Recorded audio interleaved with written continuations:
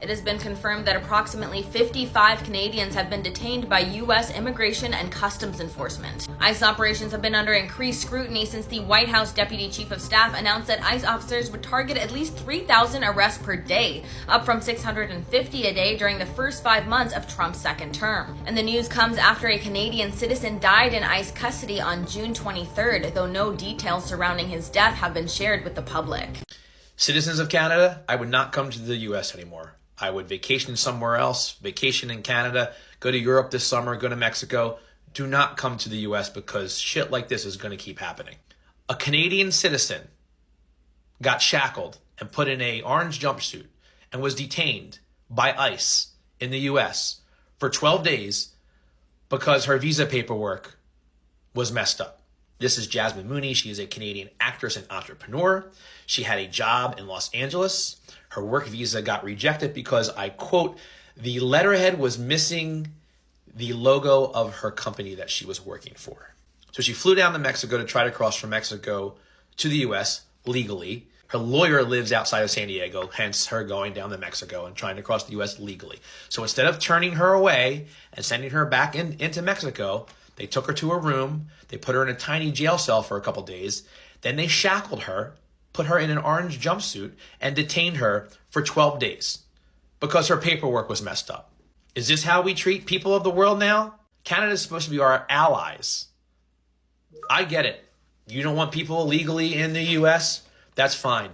Send her back to Canada, or in this case, Mexico, where she was trying to come in. Legally, by the way. She was not crossing any illegal borders. She was standing in line just like everybody else. They told her she was supposed to go to the U.S. consulate for something like this. So instead of sending her there, they threw her in jail for 12 days. Citizens of Canada, Europe, Mexico, anywhere else in the world, do not travel to the U.S. right now. It is not safe for you to be here. It is disgraceful how this woman was treated. Our neighbors to the north, she did nothing wrong but have paperwork that was not properly complete. Just send her back to Canada. Just fly her, say, go buy a plane ticket, you can't come in. She would have happily flown back to Canada instead of going through this for 12 days. This is despicable. This is deplorable. You voted for this. I didn't. There are multiple Canadians stuck in U.S. ICE custody right now. That's according to the Canadian government. And families say that they're worried about inhumane conditions in ICE facilities. Here's what we know about some of the Canadians detained. Cynthia Oliveira is a Mississauga native who moved to the U.S. in the 90s and has been living in L.A. for decades. The 45-year-old was arrested last month during her final interview for a green card. They lured us into our immigration appointment and took my wife, put her in handcuffs, swept her away. Her husband says that she was arrested for a decades-old border issue. In 1999, she went to Canada for her mother's funeral and then tried coming back to the U.S. She was pregnant at the time and denied re-entry because she told border agents that she planned to have the baby in the U.S. She returned to the U.S. a few months after having the baby in Canada. Oliveira is now being held at an ICE facility in Texas. There's an application that has adjustment of current status, and they know that you're here illegally, and there's an opportunity for you to apply within being here instead of having to self-deport and apply from abroad. Then why is that application there, and why is that application a part of the system? Paula Quillas from Montreal has been in ICE custody for more than 3 months. The 45-year-old was snowbirding in Florida and finalizing her U.S. work visa when she was charged with a misdemeanor. She pleaded not guilty to the charge but was still handed over to ICE. ICE confirmed that Oliveira and Quillas are in custody but offered few details. Both their families say that they're fighting for their release and are concerned about their living conditions. It's horrible. They're treated like animals. Sometimes they get hot food, sometimes they don't. A close member of Quillas' family says that she describes the conditions as cramped and inhumane. We asked ICE about these allegations but didn't hear back.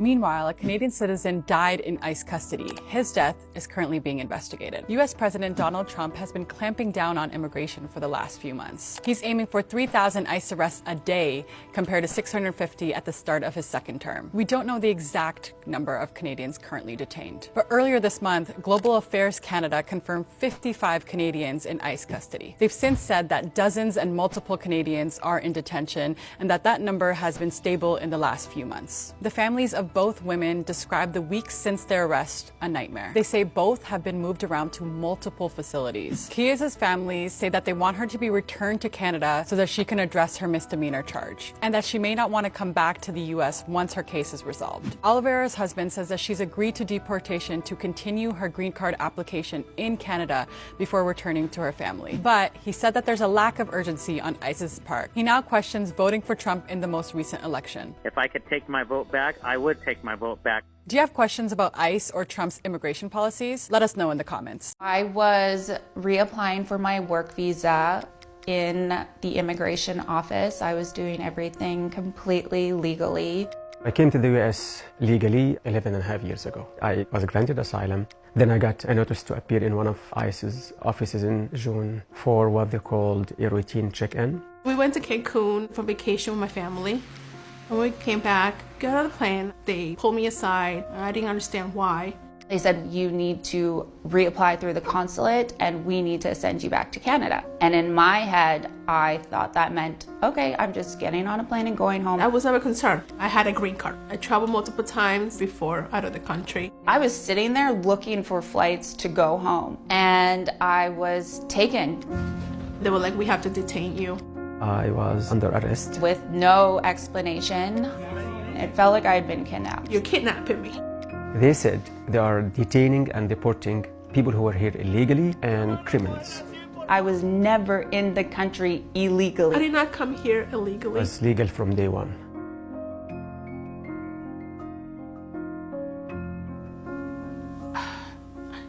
You know, having a mother taken away from the kids, I felt like a knife was just like, it's like stabbing my heart. I never expect this in America.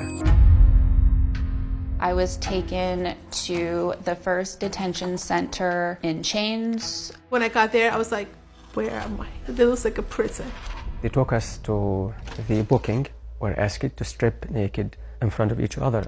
There were 30 of us in one cell, just like a line of bunks, and then open showers and toilets. And you're supposed to use this toilet in front of 12, 14 other people. If I wanted to use the bathroom, I felt violated. What did we do to be treated this way? That is inhumane. I was treated like a criminal, like I killed somebody. And every single time I asked a question, it was, I'm not your case officer. I don't know. I'm just doing my job. They said, listen, I know every one of you will say, I left my kids at home with no one to take care of them.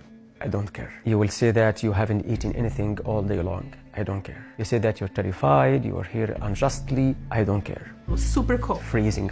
They nicknamed them the ice boxes. Don't think it's more than 30 degrees. We're huddled, trying to stay warm, wrapped in these aluminum foils, looking like dead bodies. There's no window that you can look outside. I never was able to breathe fresh air. Fluorescent lights are shining 24/7. I couldn't sleep. We could hear rats scream. Oh. One of the girls had her period and there was blood everywhere. They knew I was in a menstrual cycle, but was not offered to shower for 5 days. This nurse comes in and she's like, pregnancy test. She made us pee in front of each other into these Dixie cups. We're all just standing there in a circle, holding our open urine, and she's plopping these pregnancy tests in and then being like, okay, you guys are gonna check it back in the toilet. The food was horrible. It was disgusting. I ended up getting very sick. I lost a lot of my weight, 20 pounds. My body was really starting to shut down. I felt like, oh my goodness, am I gonna die here? I worked as a journalist in Egypt and I was persecuted and detained and tortured. My experience at the Butler County Jail was more traumatizing than my detention in Egypt. I got woken up in the middle of the night and they're like, Jasmine, you're leaving. I jumped up, I'm like, I'm going home. And they're like, we're being transferred. She said, we're gonna transfer you to Maine. I was like, Maine? You're going to Arizona. I'm like, why am I going to Arizona? I begged every single guard for help. Can you please tell anyone, your supervisor, that I would love to pay for my flight home? Just get me out of here. ICE issued a statement saying I was detained for not having legal documentation to be in the US. I do not support anyone being in a country illegally. I had all my paperwork. I was in the immigration office. I was never in the country illegally. So it's a green card is a privilege, not a right. And under our nation laws, our government has the authority to revoke a green card if a law is broken and abused. In my early 20s, I was young. I was in college. I got in trouble for possession of marijuana. I was pardoned.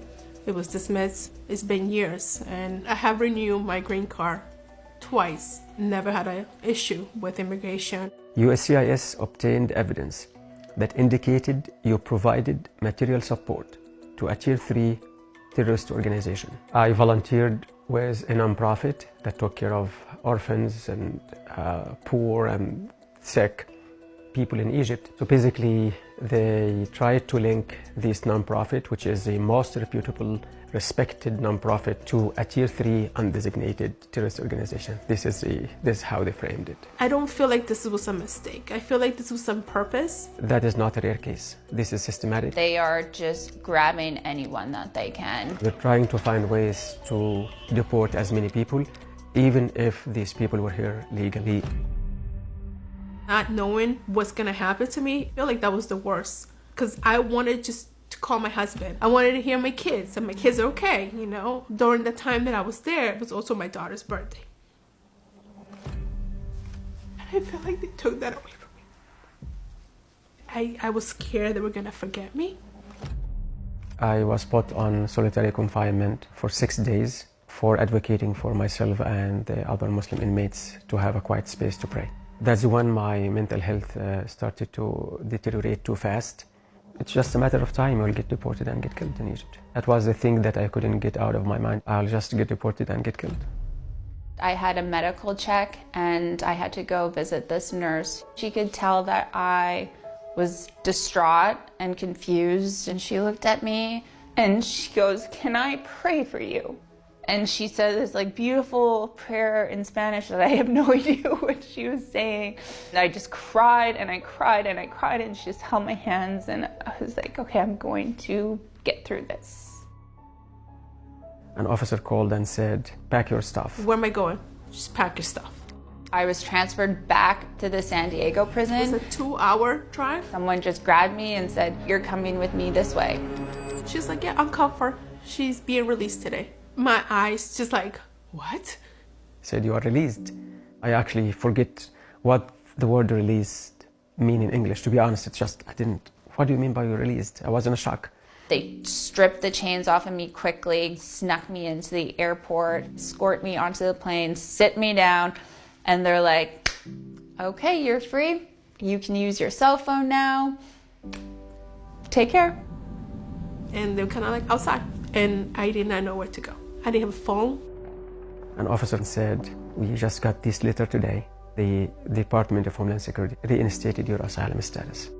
It was the happiest moment of my entire life. Assalamu alaikum wa rahmatullahi wa barakatuh. So the first thing we did was to drive to the mosque.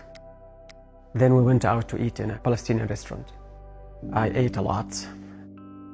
I was happy to see my husband. I was more happy to see my girls, no offense. The youngest one was having nightmare, kept waking up. So I knew they needed me, and just kind of reassure them I'm okay, even though it's still hard for me. It's still fragile. I am a different person than the person that got detained. I lost my job that I love. I lost my health insurance. Was not able to finish my degree, all because I got detained for 73 days. I was so lucky to have only been in there for 2 weeks. Can you imagine someone in the system that doesn't have my privilege? All of the lawyers, all of the money, all my connections, majority of the women that I met have been in there for months. I received a 5-year ban from America. Everyone asked me, they're like, "Well, you're never gonna go back, are you?" I'm appealing. I wanna go back. I love America. I am in the process now of getting my citizenship. I still love the American people, but I'm doubting if I ever feel safe and call the United States my home. I don't think this government will stop. Your government is funding a system that doesn't follow any rules. Immigrants will be the first target. After that, they will target any opposition. Violating due process this time means they will violate it again and again and again.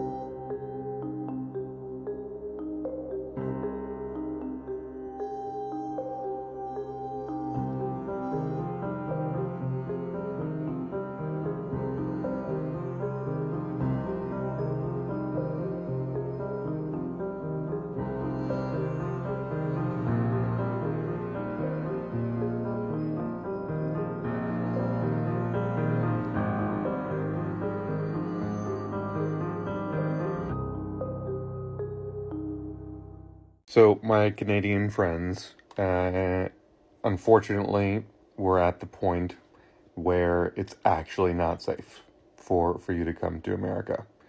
I know you've seen in the news, a Canadian or two getting shoved into an ICE detention center for 19 or 12 days.